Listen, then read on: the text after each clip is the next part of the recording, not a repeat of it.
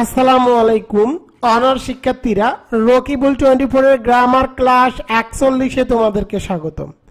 আজকে আমি তোমাদেরকে শেখাবো top 100 WS question suggestion part 1 0 two hero. তোমাদের ক্লাস প্রতিদিন রাত 8:30 মিনিটে শিওর পাস এই সাজেশন বই থেকে নেওয়া হচ্ছে। আজকে এই বইয়ের পেজ নম্বর 127 পড়াবো। Top 100 WS question. তো দেখো আমি এখানে WS কোশ্চেনের মেইন স্ট্রাকচারটি লিখে দিয়েছি। WS প্লাস সাহায্যকারী ভাব, সাবজেক্ট প্লাস মূল ভাব প্লাস বাকি অংশ শেষে একটি প্রশ্নবোধক চিহ্ন। বাক্যের মধ্যে যদি সাহায্যকারী ভাব দেওয়া না থাকে তখন তোমাদেরকে সাহায্যকারী ভাব হিসাবে ডু, ডাজ, ডিড এই তিনটির মধ্যে মূল ভাব অনুযায়ী একটি বসাতে হবে। তো দেখো টেকনিক 1, 1 নম্বর টেকনিকটি হলো বাক্যের মধ্যে ফ্রম, ইন, অন বা স্থানের নাম থাকলে WS কোশ্চেন হিসাবে হোয়ার দ্বারা প্রশ্ন করতে হবে। আমি আবার বলি, তোমরা যদি কোনো বাক্যের মধ্যে ফ্রম, ইন, অন বা কোনো স্থানের নাম দেখো তখন তোমাদেরকে WS কোশ্চেন হিসাবে বসাতে হবে হোয়ার। এরপরে যে বাকি স্ট্রাকচারটি সে অনুযায়ী বাকিগুলো তোমাদেরকে বসাতে হবে। তো দেখো 1 নম্বরটি দেখো, হি লিভস ইন লন্ডন, সে লন্ডনে বসবাস করে। তোমাদেরকে প্রশ্ন করতে হবে সে কোথায় বসবাস করে। তো দেখো এই বাক্যের মধ্যে কি আছে, ইন আছে। কোন বাক্যের মধ্যে যদি ইন থাকে তাহলে ইনের জন্য WS কোশ্চেন হিসাবে বসাবা হোয়ার। তো ইনের জন্য WS কোশ্চেন হিসাবে হোয়ার বসালাম। এরপরে দেখো সাহায্যকারী ভার্ব বসাতে হবে। তো দেখো এখানে বাক্যের মধ্যে কোনো সাহায্যকারী ভাব দেওয়া নাই। বাক্যের মধ্যে যদি সাহায্যকারী ভাব দেওয়া না থাকে তখন তোমাদেরকে মূল ভাব অনুযায়ী ডু, ডাজ, ডিড এই তিনটির মধ্যে একটি বসাতে হবে। তো দেখো এখানে কি আছে, ভার্বের সাথে আছে এস। ভার্বের সাথে যদি এস থাকে তখন বসাতে হয় ডাজ, ডাজ বসালাম। এরপরে তোমাদেরকে সাবজেক্ট বসাতে হবে। তো দেখো এখানে সাবজেক্ট হিসাবে আছে হি, তো আমি এখানে সাবজেক্ট হিসাবে হি বসালাম। এরপরে তোমাদেরকে মূল ভার্ব বসাতে হবে। এখানে দেখো মূল ভার্ব আছে লিভস। আর যেহেতু ডাজ বসিয়েছি, তোমরা যদি সাহায্যকারী ভাব হিসাবে ডু, ডাজ, ডিড এই তিনটির মধ্যে যে কোনো একটি বসাও তাহলে মূল ভার্বের প্রেজেন্ট ফর্ম করতে হবে। লিভস এর প্রেজেন্ট ফর্ম হলো লিভ। এরপরে দেখো এখানে আছে ইন, ইনটি বসিয়ে দিব। শেষে একটি প্রশ্নবোধক চিহ্ন বসাতে হবে। এখানে অ্যান্সার হবে হোয়ার ডাজ হি লিভ, সে কোথায় বসবাস করে। তো এখানে অ্যান্সার দেওয়া আছে দেখো ইন লন্ডন, লন্ডনে। 2 নম্বরটি দেখো, হি কেম ফ্রম ইংল্যান্ড, এর বাংলা অর্থ হলো সে ইংল্যান্ড থেকে এসেছে। তোমাদেরকে প্রশ্ন করতে হবে সে কোথা থেকে এসেছে। তো কোনো বাক্যের মধ্যে যদি ফ্রম থাকে, আমি আগেই বলেছি ফ্রম, ইন, অন থাকলে হোয়ার দ্বারা WS কোশ্চেন বসাতে হবে। তো যেহেতু ফ্রম আছে সুতরাং বসাতে হবে হোয়ার। এরপরে সাহায্যকারী ভার্ব বসাতে হবে। বাক্যের মধ্যে কোনো সাহায্যকারী ভার্ব দেওয়া নাই, মূল ভার্বের পাস্ট ফর্ম আছে কেম। মূল ভার্বের পাস্ট ফর্ম থাকলে বসাতে হবে ডিড, ডিড বসালাম। এরপরে সাবজেক্ট বসাতে হবে। এখানে সাবজেক্ট হিসাবে দেখো দেওয়া আছে হি, তো আমি এখানে সাবজেক্ট হিসাবে হি বসালাম। এরপরে তোমাদেরকে মূল ভার্ব বসাতে হবে। তো দেখো এখানে আছে কেম, আর যেহেতু ডিড বসিয়েছি, ডিড বসালে মূল ভার্বের প্রেজেন্ট ফর্ম করতে হবে। কেম এর প্রেজেন্ট ফর্ম হলো কাম। এরপরে বাকি অংশ ফ্রম, শেষে একটি প্রশ্নবোধক চিহ্ন। এখানে অ্যান্সার হবে where did he come from, সে কোথা থেকে এসেছে। এখানে অ্যান্সার দেওয়া আছে ইংল্যান্ড, ইংল্যান্ড থেকে। 3 নম্বরটি দেখো, this boys live in an orphanage, এর বাংলা অর্থ হলো এই বালকেরা এতিমখানায় বসবাস করে। শর্টকাট টেকনিক, বাক্যের মধ্যে যদি ইন থাকে, বাক্যের মধ্যে ইন থাকলে WS কোশ্চেন হিসাবে বসাতে হয় হোয়ার। এরপরে সাহায্যকারী ভার্ব বসাতে হবে। বাক্যের মধ্যে কোনো সাহায্যকারী ভার্ব দেওয়া নাই, মূল ভার্বের দেখো প্রেজেন্ট ফর্ম আছে লিভ। সাহায্যকারী ভার্ব দেওয়া না থাকলে মূল ভার্বের প্রেজেন্ট ফর্ম থাকলে বসাতে হয় ডু, ডু বসালাম। এরপরে সাবজেক্ট বসাতে হবে। তো দেখো এখানে সাবজেক্ট দেওয়া আছে দিস বয়েজ, তো সাবজেক্ট এখানে আমি দিস বয়েজ বসালাম। এরপরে মূল ভার্ব বসাতে হবে। তো দেখো এখানে মূল ভার্ব হিসেবে দেওয়া আছে লিভ, তো লিভ বসালাম। শেষে একটি প্রশ্নবোধক চিহ্ন। এখানে অ্যান্সার হবে where do this boys live, এই বালকরা কোথায় বসবাস করে। তো এখানে অ্যান্সার দেওয়া আছে দেখো অ্যান অরফানেজ, এতিমখানায়। 4 নম্বরটি দেখো, হি ওয়াজ বর্ন ইন বরিশাল। কোন বাক্যের মধ্যে যদি ইন থাকে তাহলে ইনের জন্য WS কোশ্চেন হিসেবে বসাতে হবে হোয়ার। এরপরে সাহায্যকারী ভার্ব বসাতে হবে। বাক্যের মধ্যে সাহায্যকারী ভার্ব হিসেবে দেওয়া আছে ওয়াজ, ওয়াজ বসালাম। এরপরে সাবজেক্ট বসাতে হবে। এখানে সাবজেক্ট হিসাবে দেখো দেওয়া আছে হি বসালাম। এরপরে তোমাদেরকে মূল ভার্ব বসাতে হবে। দেখো এখানে মূল ভার্ব হিসাবে দেওয়া আছে বর্ন, শেষে একটি প্রশ্নবোধক চিহ্ন। এখানে অ্যান্সার হবে হোয়ার ওয়াজ হি বর্ন, সে কোথায় জন্মগ্রহণ করে। তো এখানে অ্যান্সার দেওয়া আছে ইন বরিশাল, বরিশালে। 5 নম্বরটি দেখো I saw him in the meeting. এর বাংলা অর্থ হলো আমি তাকে মিটিং এর মধ্যে দেখলাম। তো দেখো কোন বাক্যের মধ্যে যদি ইন থাকে তাহলে ইনের জন্য ডাব্লিউএস কোশ্চেন হিসাবে বসাতে হবে হোয়ার। যেহেতু ইন আছে, ইনের জন্য ডাব্লিউএস কোশ্চেন হিসাবে হোয়ার বসালাম। এরপরে তোমাদেরকে সাহায্যকারী ভার্ব বসাতে হবে। বাক্যের মধ্যে কোনো সাহায্যকারী ভার্ব দেওয়া নাই, মূল ভার্বের পাস্ট ফর্ম আছে স, সুতরাং তোমাদেরকে বসাতে হবে ডিড। মূল ভার্বের পাস্ট ফর্ম থাকলে বসাতে হয় ডিড যদি সাহায্যকারী ভার্ব দেওয়া না থাকে। এরপরে তোমাদেরকে সাবজেক্ট বসাতে হবে। এখানে সাবজেক্ট হিসাবে দেখো দেওয়া আছে আই, আর আই থাকলে আইকে পরিবর্তন করে সর্বদা লিখতে হয় ইউ। এরপরে মূল ভার্ব বসাতে হবে। এখানে মূল ভার্ব হিসাবে দেখো দেওয়া আছে স, ডিড বসালে মূল ভার্বের প্রেজেন্ট ফর্ম করতে হয়, স এর প্রেজেন্ট ফর্ম হলো সি। এরপরে বাকি অংশটুকু বসাতে হবে হিম, শেষে একটি প্রশ্নবোধক চিহ্ন। এখানে অ্যান্সার হবে where did you see him. এবার চলে যাব 6 নম্বরে। 6 নম্বরটি দেখো the seminar was held in Chattogram. এর বাংলা অর্থ হলো এই সেমিনারটি চট্টগ্রামে অনুষ্ঠিত হয়েছে। কোন বাক্যের মধ্যে ইন থাকলে ইনের জন্য ডাব্লিউএস কোশ্চেন হিসাবে বসাতে হবে হোয়ার।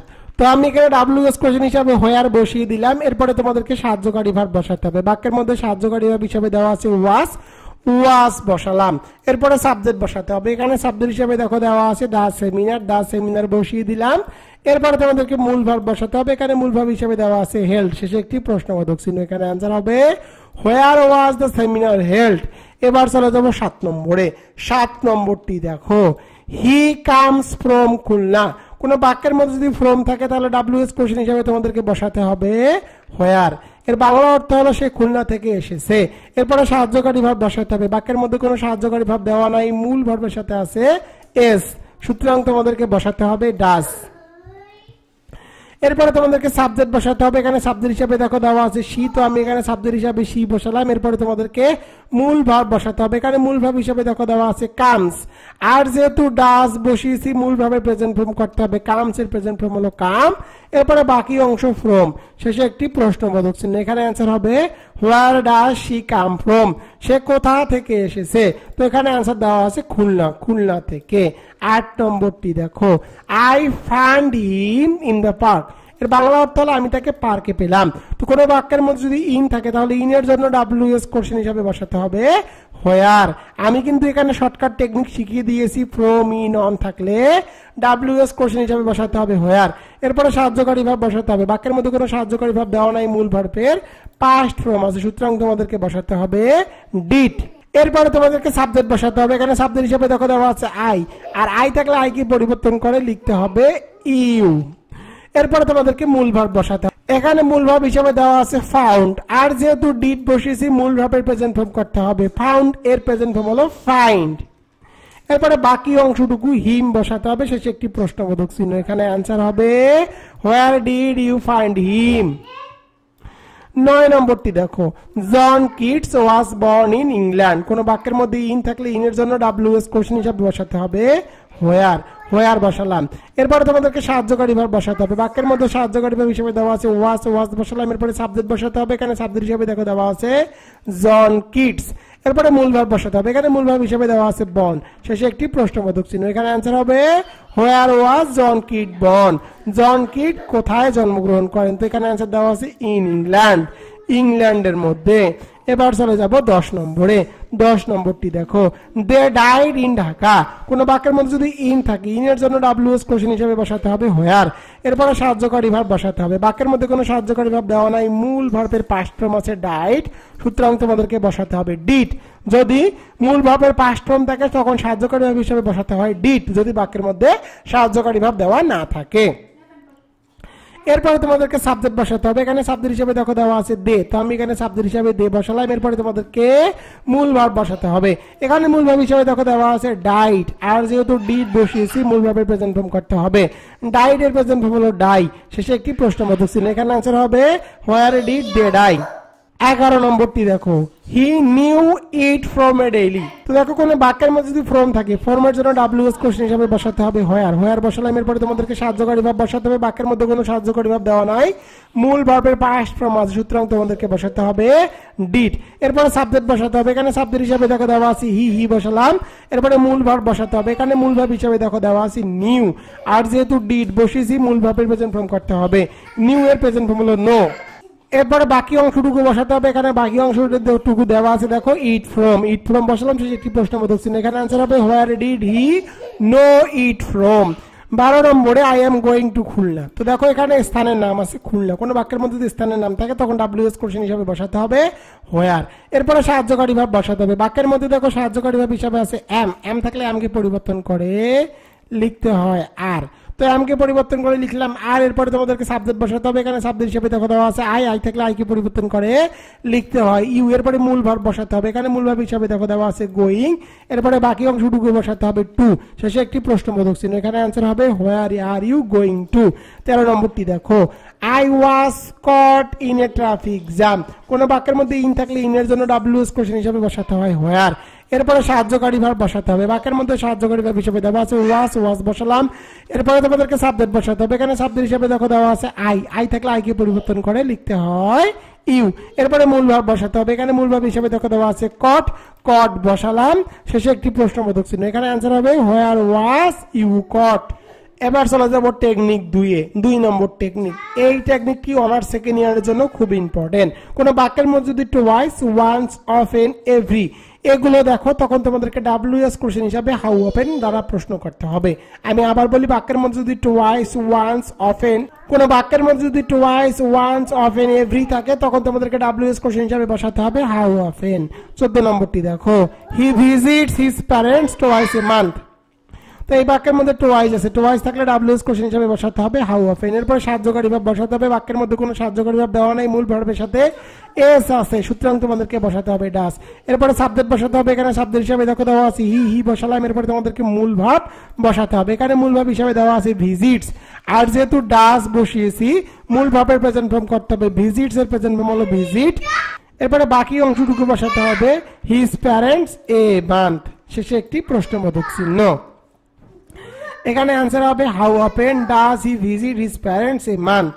15 নম্বরটি দেখো, he visits my house twice a week. কোন বাক্যের মধ্যে টুয়াইস থাকলে WS কোশ্চেন হিসেবে বসাতে হবে হাউ অফেন।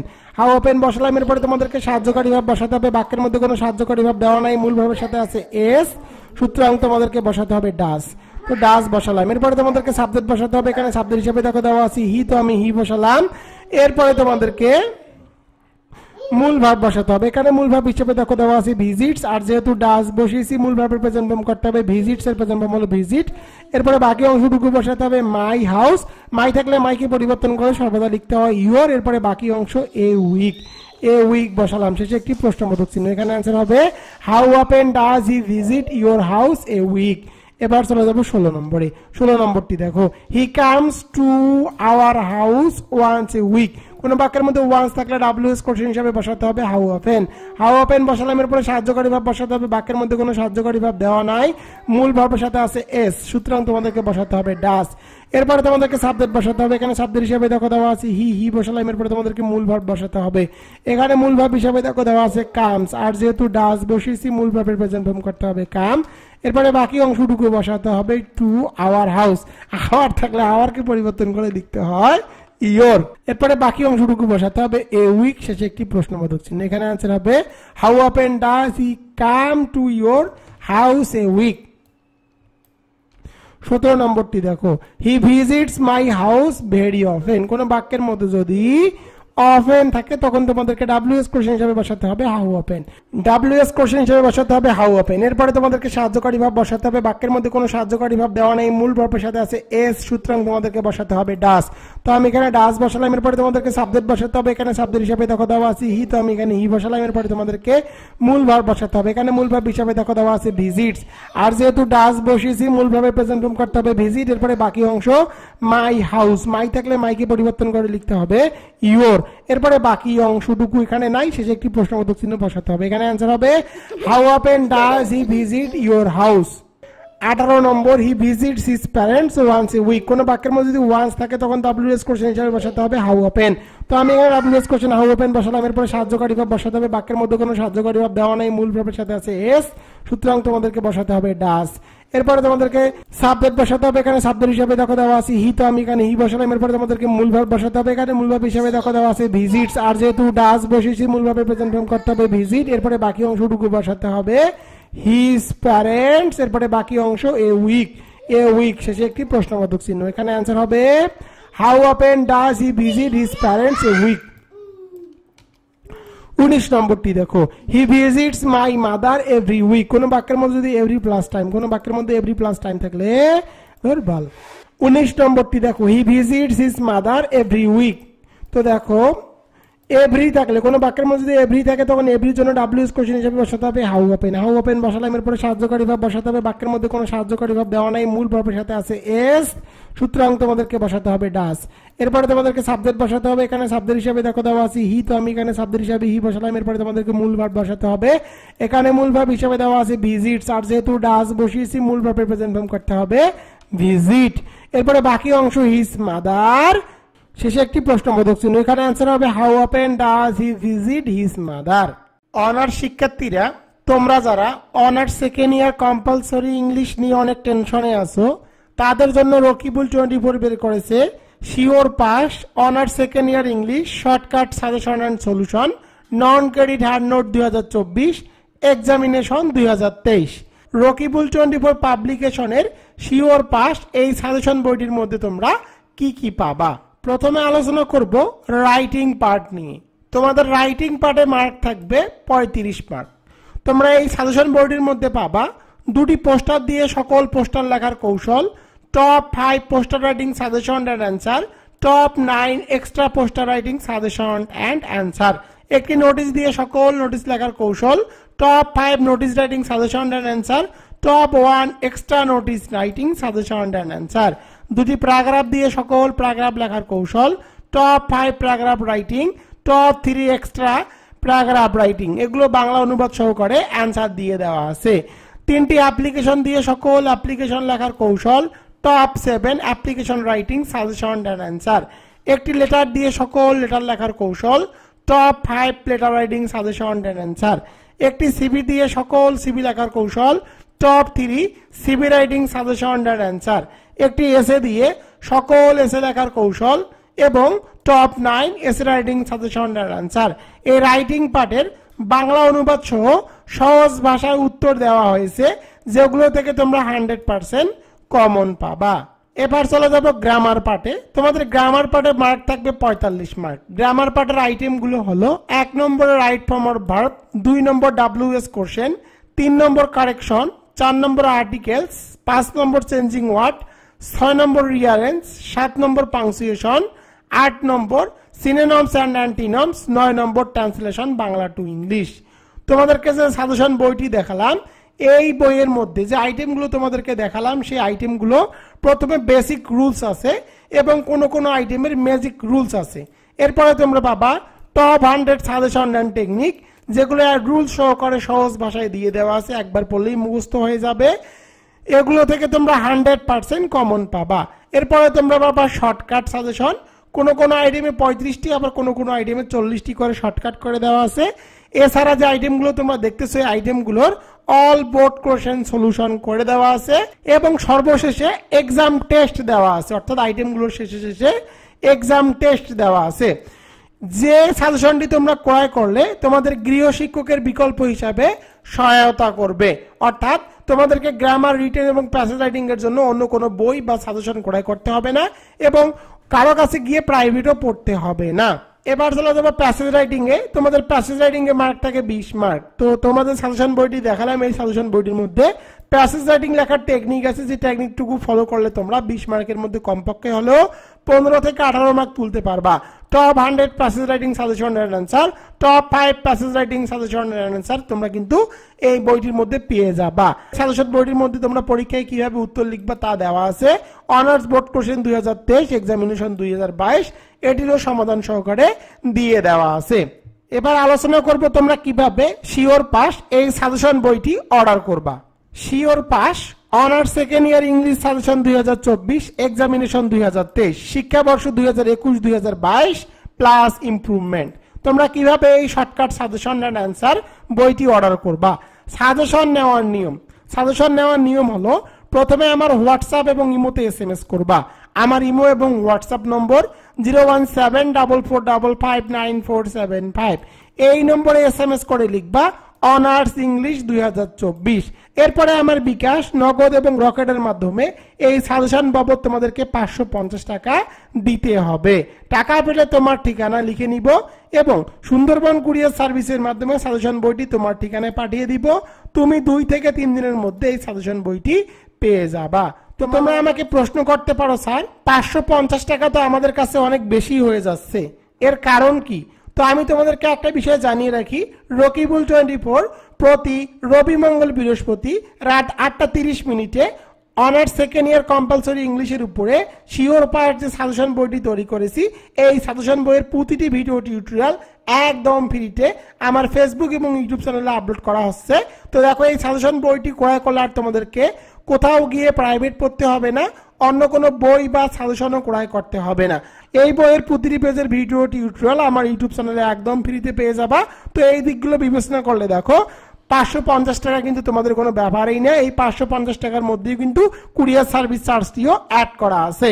এই বইটির পেজ সংখ্যা 210টি